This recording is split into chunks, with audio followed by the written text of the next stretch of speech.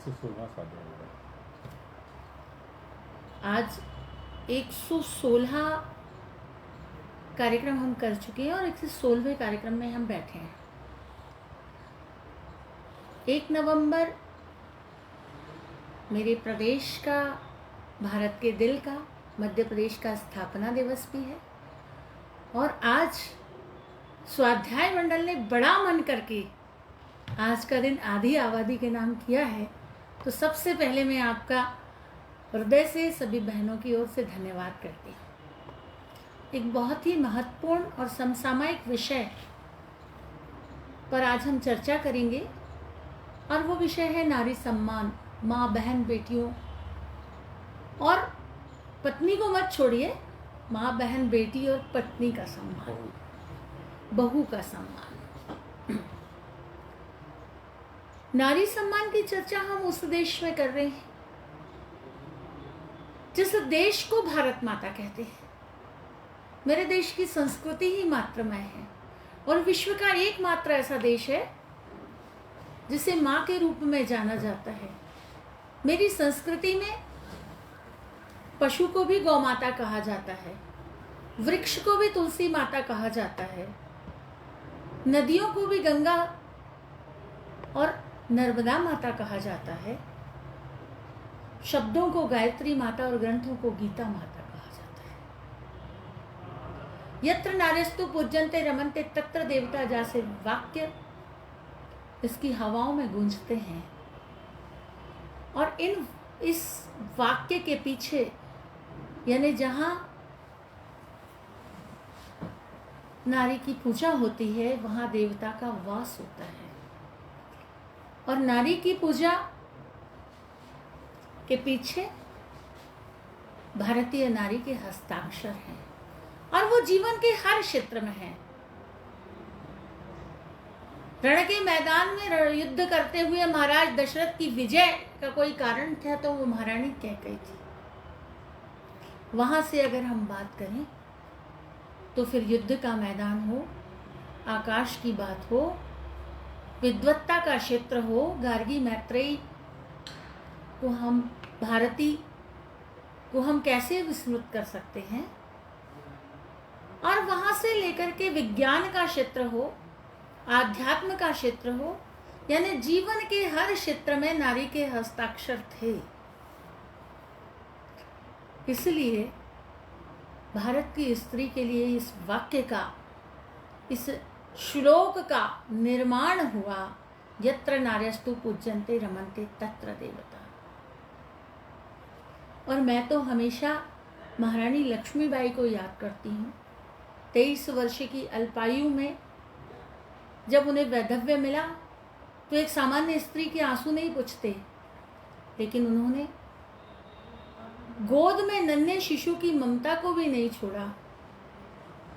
कर्तव्य को हाथ में और ममता को पीठ पर लेकर घोड़े की बांग दांतों में दबाकर 1200 फिरंगियों के नरमुंडों से भारत माता का अभिषेक किसी ने किया था तो वो रानी लक्ष्मीबाई थी, जिन्हें हम कहते हैं खूब लड़ी मर्दानी। वो तो झांसी वाली रानी थी।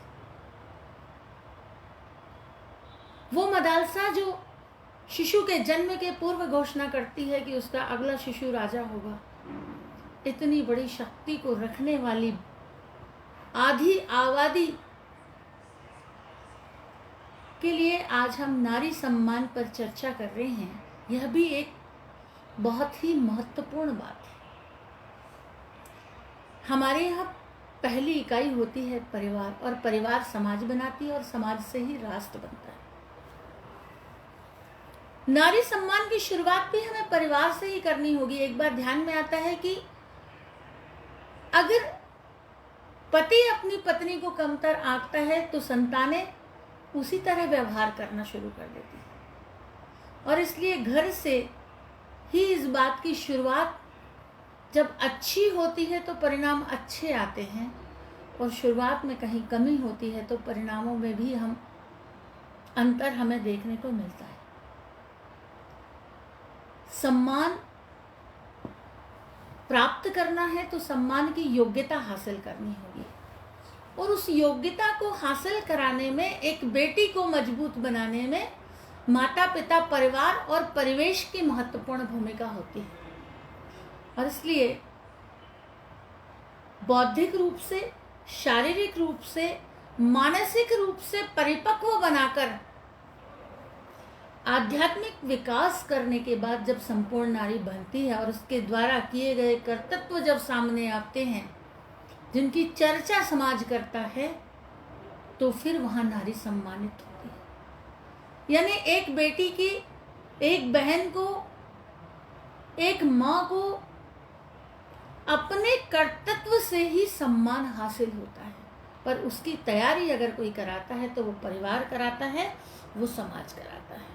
हम ये देखते हैं कि प्राचीन काल की ओर अगर हम दृष्टिपात करें तो ध्यान में आता है कि परिवार की धुरी माँ हुआ करती थी, परिवार की धुरी दादी हुआ करती थी, और उन दादी का के मुंह से निकला हुआ वाक्य ब्रह्म वाक्य हो जाता था। धीरे धीरे परिस्थितियां बदली, उंगलियों पर तारीखें और तिथि गिनाने वाली वो माँ जब घर की चार दीवारी में मध्यकाल में बंद कर दी गई, तो बहुत सारी चीजें जो उस समय परिस्थिति जन्य हुई होंगी,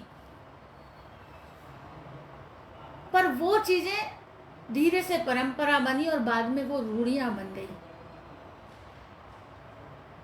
हम जानते हैं कि मध्यकाल में बेटियों का जीवन असुरक्षित था और इसलिए सुरक्षा चक्र में लाने के लिए उनका विवाह कर दिया जाता था कि बेटी पैदा हुई है और उसकी सगाई हो गई, 7 वर्ष की हुई है और उसकी शादी हो गई।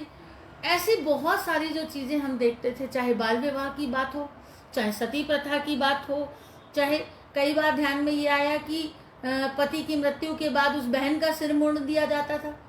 तो ये जो चीज़ें परिस्थिति जन्य थी, किसी तरह से भी उस बहन की सुरक्षा करना, और वो परिस्थिति जन्य चीज़ों को परंपरा और बाद में उसे रूढ़ियों में बदल दिया गया। मुझे प्रसन्नता है इस बात की कि आज हम उन रूढ़ियों से उबरे हैं। समय के साथ उस बात की संवेदनशीलता को समझने वाले महापुरुष भी इस धरती पर अवतरित हुए और उन्होंने इन चीज़ों को समाज से दूर करने के लिए भरसक प्रयास किए, और इसलिए आज हमें सती प्रथा देखने को नहीं मिलती। आज अगर किसी बहन का पति खत्म हो जाए तो उसे सिर मुंडाने की आवश्यकता नहीं होती।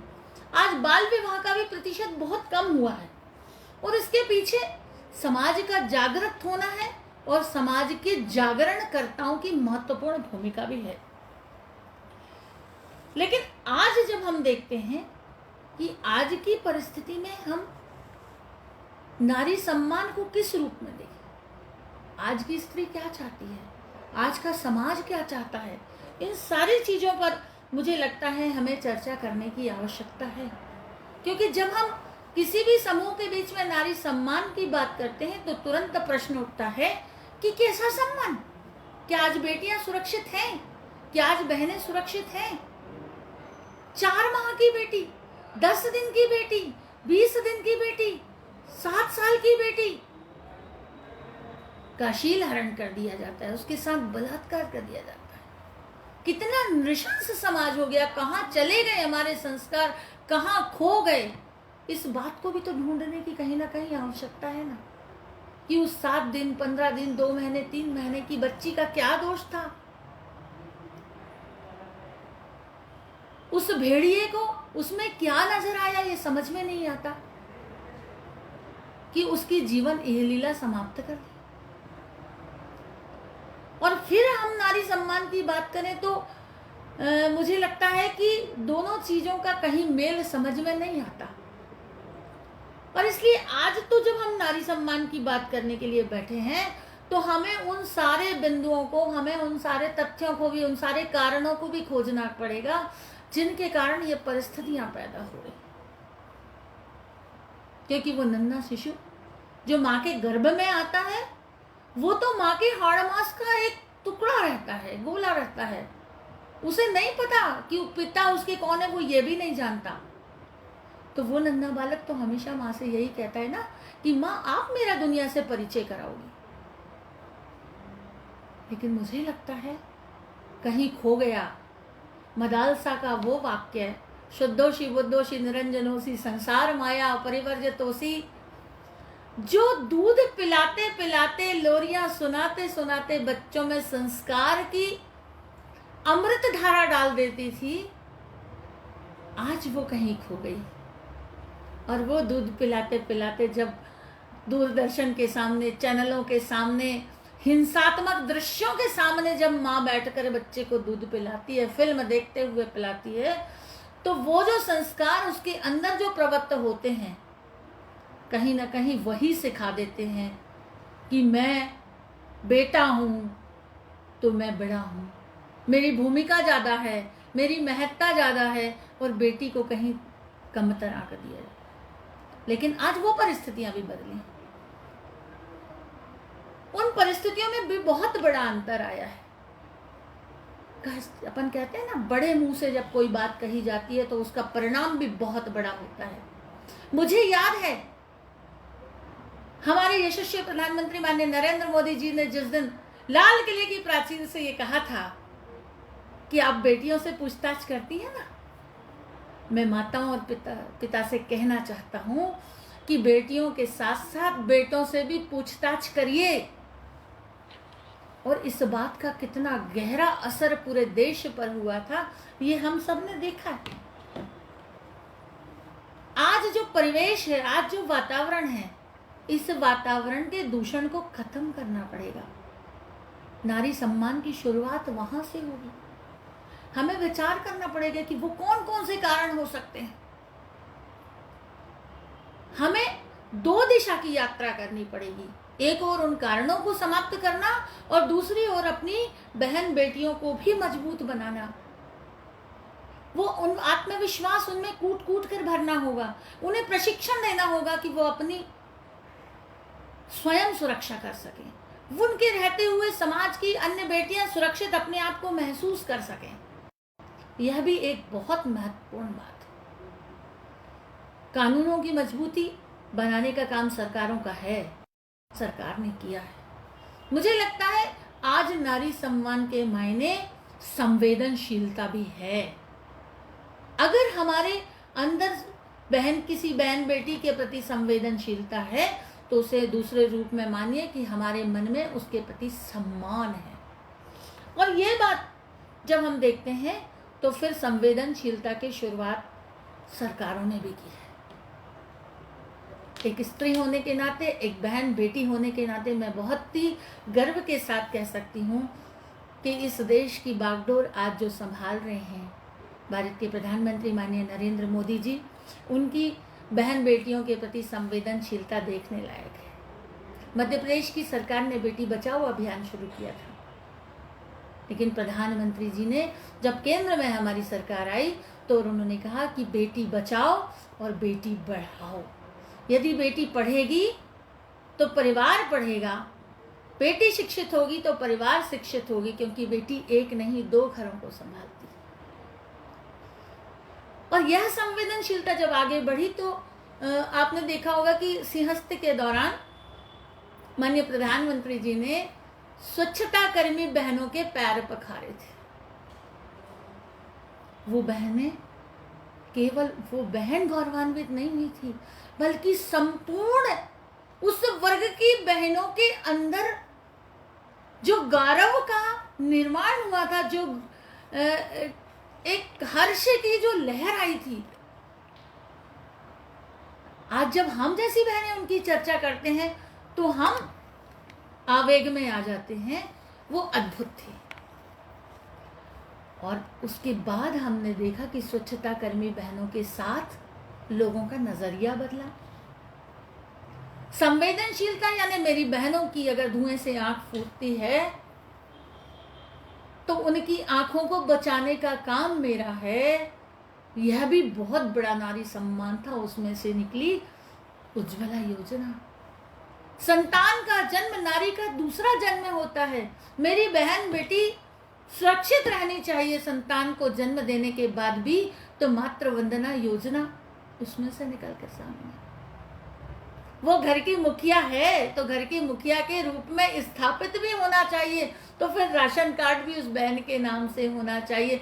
परिवार का में अगर घर बन रहा है प्रधानमंत्री आवास, तो उस बहन का नाम उसमें होना चाहिए। यह सरकार के द्वारा दिया गया बहुत बड़ा सम्मान था, जिसने बहन बेटी को आज स्थापित करने का काम किया है। आज बहुत बड़े स्तर पर कानूनों में परिवर्तन हुआ है, और वो कानूनों में जो परिवर्तन हुआ है उसके साथ सशक्तता के साथ वो कानून लागू हों। फास्ट ट्रैक कोर्ट के माध्यम से जो निर्णय आज विलंब पर से पड़े रहते हैं और न्याय में विलंब हो जाता है, तो जो पीड़िता होती है उसे न्याय मिलने के बाद भी न्याय समझ में नहीं आता। निर्भया जैसी बहनों को वर्षों इंतजार न करना पड़े, इसके प्रयास भी जब सरकारें आज कर रही हैं, तो मुझे लगता है इसमें और भी तेजी लाने की ज़रूरत है।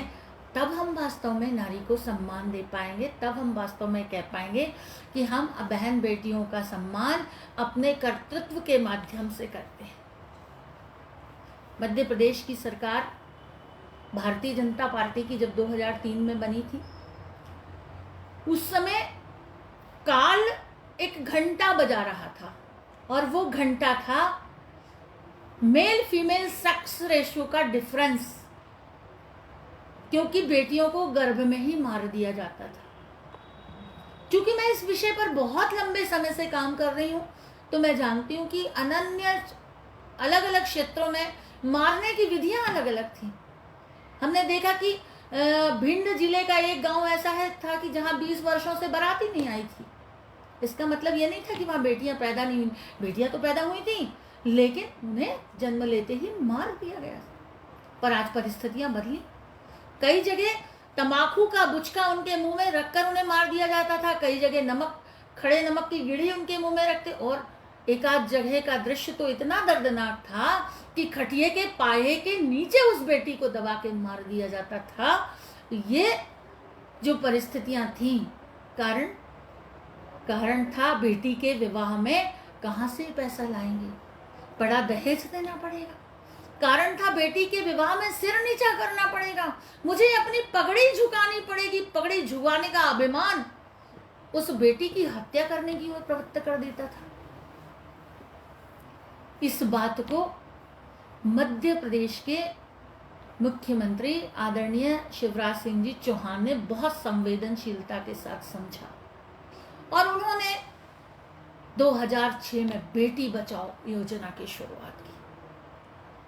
बेटी के जन्म को वरदान जब तक नहीं बनाया जाएगा, तब तक इस समस्या का समाधान नहीं होगा। यह बात हमारे तत्कालीन मुख्यमंत्री शिवराज जी ने समझी। उन्होंने बहनों के भाई की भूमिका की शुरुआत की, और बहनों के भाई की भूमिका के साथ साथ वे बच्चों के मामा बने, और उसमें से निकली फिर लाडली लक्ष्मी योजना कि जिस बेटी के विवाह की तकलीफ होगी उसकी व्यवस्था हम आज से कर देंगे। बेटी के विवाह के लिए कन्यादान की योजना की हम आज से शुरुआत करेंगे, और बेटी हमारी कौशल प्रशिक्षित भी होनी चाहिए, तो कौशल विकास भी उसमें होगा मुख्यमंत्री कौशल्या योजना के माध्यम से। ऐसी अनेक योजनाओं का निर्माण भारतीय जनता पार्टी की सरकार और माननीय मुख्यमंत्री शिवराज सिंह जी चौहान ने किया, और उसके कारण आज हम ये कह सकते हैं कि समाज में परिदृश्य बदला, समाज में वातावरण बदला, समाज की सोच बदली, और आज बेटियां बेटों के साथ कंधे से कंधा मिलाकर देश के विकास में काम कर रही हैं। लेकिन आपने अभी चर्चा की थी कि इन दिनों किस तरह की बातें चल रही। मुझे लगता है आज नारी सम्मान के विषय पर मैं जब चर्चा कर रही हूं, तो आज के परिप्रेक्ष्य की बात ना करूं तो शायद बहुत कुछ अधूरा रह जाएगा। क्या हो गया है राजनीतिक दलों को? किस किस तरह की बात की जा रही है? कोई बेटी को कहता है टंच मार। तत्कालीन कांग्रेस के अध्यक्ष विधानसभा के चुनाव में उन्होंने कहा कि बहनें तो सजावट की वस्तु हैं, और कहा ही नहीं, तो जब उनकी सरकार बन गई तो पूरी सरकार में हमने वो परिदृश्य देखा कि बहनों को केवल ऑर्नामेंटल ही स्थान दिया गया। चलिए वो उनके उसका विषय था, लेकिन अभी तो गजब हो गया जब उन्होंने मध्य प्रदेश की महिला बाल विकास मंत्री और डबरा की प्रत्याशी आदरणीय बहन इमरती देवी जी को आइटम कह के बुलाए। पूरे मध्य प्रदेश ही नहीं, इसकी भारतवर्ष में प्रतिक्रिया है, विश्व में इस बात की चर्चा है कि क्या हो गया। एक वो व्यक्ति जो मध्य प्रदेश के मुख्यमंत्री की भूमिका में 15 महीने रहे, उसके बावजूद भी क्या सभ्यता का आचरण नहीं सीख पाए वो? ये क्या शब्द हैं? दिग्विजय सिंह जी टंचमाल कह देते हैं, कमलनाथ जी आइटम कह देते हैं। और ये जो इन शब्दों का इस्तेमाल जब होता है तो सामाजिक जीवन में, राजनीतिक जीवन में काम करने वाली बहनों के सामने प्रश्न चिन्ह खड़ा हो जाता है। बहुत सारे लोग प्रश्न करते हैं कि आप किस लिए समाज में काम कर रहे हो? तकलीफ होती है, मन को वेदना होती है। जब उन्होंने हमारी महिला बाल विकास मंत्री को यह बात कही तो निश्चित रूप से उनको तकलीफ हुई, लेकिन उनके साथ साथ ये प्रश्न तो समाज जीवन में काम करने वाली हर बहन से पूछा जाने लगा। और मुझे तो लगा फिक्रा कसने वाले लोगों को एक नई शब्दावली मिल गई। बहनों का अपमान आसान हो गया। दो लोगों की लड़ाई होती है, मां बहनों को बीच में लाया जाता है। क्यों भाई? आज बहुत आवश्यकता इस बात की है, इस दिशा में संवेदनशीलता रखने की जरूरत है। आज हम बहनें जब सामाजिक क्षेत्र में काम करते हैं, आज आप चले जाइए किसी भी समूह में, कहीं भी अगर आप बात करेंगे तो एक ही विषय निकल करके सामने आता है। हर बहन, बेटी, बुजुर्ग, सबके मुंह पर यह शब्द है कि आप लोग आइटम हो गए हो क्या? और ये शब्द जब हम जैसे लोग सुनते हैं तो बहुत तकलीफ होती है। कैसे आगे वो बहनें काम करेंगी समाज जीवन में? कैसे कोई अच्छे घरों की बहन बेटियों को बाहर निकलने देगा? कल से क्या जो बहन बेटियां समाज जीवन में अच्छे परिवारों की काम कर रही हैं, क्या वे उसे कंटिन्यू कर पाएंगी या उन्हें बैक टू पैवेलियन होना पड़ेगा? ये परिस्थिति निर्माण कर दी है कांग्रेस के अध्यक्ष ने। हमें विचार करना पड़ेगा इस बात का, सबको विचार करना पड़ेगा कि आज हम कहां आके खड़े हो गए। जब चुनाव आयोग में भी इस बात की शिकायत हुई, अभी 2 दिन से मैं कांग्रेसियों का प्रलाप सुन रही हूं। आप हर चैनल खोलिए, हर चैनल पर प्रलाप नजर आ रहा है। क्यों?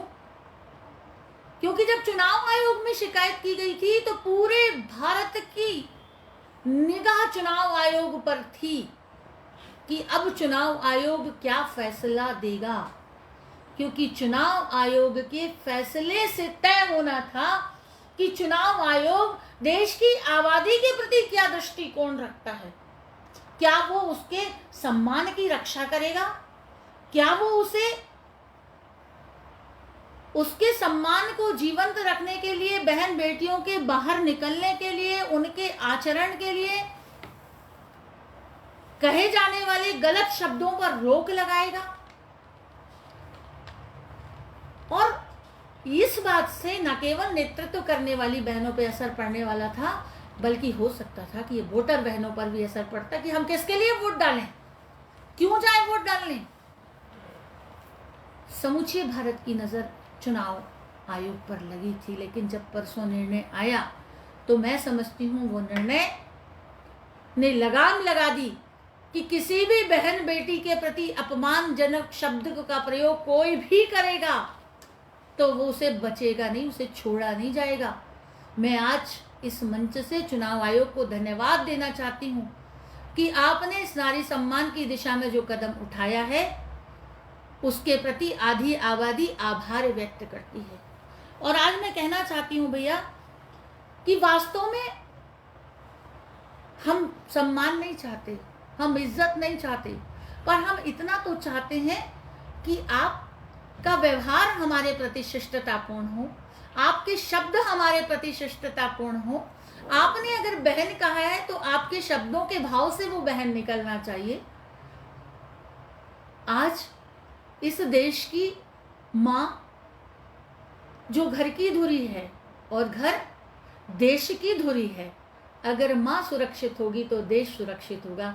बहन बेटियों की सुरक्षा करने का काम अगर नहीं किया, बेटी को मारा तो बहू कहाँ से लाओगे। ये सारे जो परिदृश्य में निकल करके सामने आता है, तो मुझे लगता है कि कहीं ना कहीं बहुत अधिक संवेदनशीलता की जरूरत है।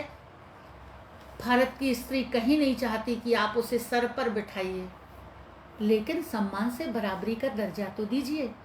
और मुझे लगता है नारी सम्मान के लिए सही सबसे महत्वपूर्ण यही बात है। क्यों? क्योंकि शंकराचार्य जी ने तो बहुत आगे की बात कही थी। शंकराचार्य जी ने ये कहा था कि मैं अपने पिता, जो मेरे पिता हैं, वो मुझे दंडवत करते हैं, प्रणाम करते हैं, और मैं अपनी माँ को साष्टांग दंडवत करता हूँ, क्योंकि ये जननी, ये बहन बेटी माँ, ये तो समाज की जननी है।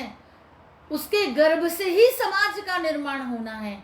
आज अगर नारी सम्मान को समझा गया तो, और उस दिशा में हमने आचरण और व्यवहार किया, तो आने वाली संतति में उस तरह का निर्माण होगा। मैं समझती हूँ यही आज के लिए बहुत महत्वपूर्ण बात होगी कि कहीं ना कहीं आपस के शिष्टाचार को, आपस के व्यवहार को, लोक व्यवहार को में हम हमारी माता बहन बेटियों के प्रति सम्मान प्रकट करें। यही आज मेरी अपेक्षा है।